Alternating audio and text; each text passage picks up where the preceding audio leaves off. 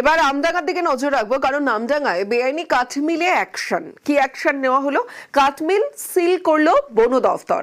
আমডাঙ্গার ঘটনা আমডাঙ্গার চণ্ডীগড় পঞ্চায়েতের ঘটনা। সরাসরি চলে যাব, জিয়াউল আলম রয়েছে আমার সঙ্গে, জিয়াউলের সঙ্গে কথা বলবো।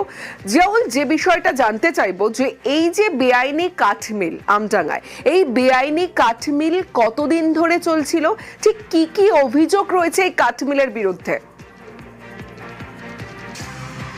দেখো, একেবারে আমডাঙ্গার চণ্ডীগড় গ্রাম পঞ্চায়েতের চানকিয়া এলাকায় এখানে একটি কাঠমিল দীর্ঘদিন ধরে, প্রায় বছর 5 ধরে এখানে চলছিল, কিন্তু সবটাই বেআইনি। অর্থাৎ সেখানে কাঠ মজুদ থেকে বেআইনি এবং যত চোরাই অর্থাৎ সরকারি কাঠ সেখানে মজুদ করা সহ এই ধরনের একাধিক অভিযোগ রয়েছে এই কাঠমিলের মালিকের বিরুদ্ধে, এবং দীর্ঘদিন ধরেই এই ব্যবসা চালাচ্ছিল এমনটা অভিযোগ আকারে উঠে আসছে। এবং আজকে উত্তর 24 পরগনা ডিএফও একেবারে তার নির্দেশেই সেখানে যায়, সেখানে হানা দেয়, এবং অর্থাৎ এই যে মালিক, কাঠমিলের মালিক সফিয়া রহমান, তিনি এই অবৈধ কাজের সঙ্গে যুক্ত এবং দীর্ঘদিন ধরে এই অবৈধভাবে, অর্থাৎ একেবারে কাকিনাড়া এলাকায়, আমডাঙ্গা কাকিনাড়া রোডের ঠিক এই চানকিয়া এলাকা, সেখানেই কিন্তু অবৈধভাবে কাঠমিলের গুদাম করা হয়েছিল। প্রচুর পরিমাণে কাঠ সেখানে মজুদ করা হয়েছিল এবং সবটাই অর্থাৎ বেআইনি কাঠ এবং চোরাই পথে কাঠ এবং বিশেষ করে সরকারি কাঠ সেখানে মজুদ করা হয়েছিল, এমনটাও কিন্তু অভিযোগ আকারে উঠে আসে। এবং ডিওপি এর কাছে নির্দিষ্ট খবর পাওয়ার পরে আজকে সেখানে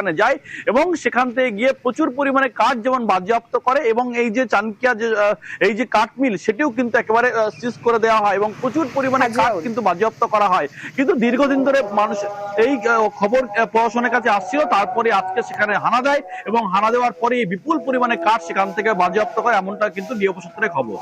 বেশ।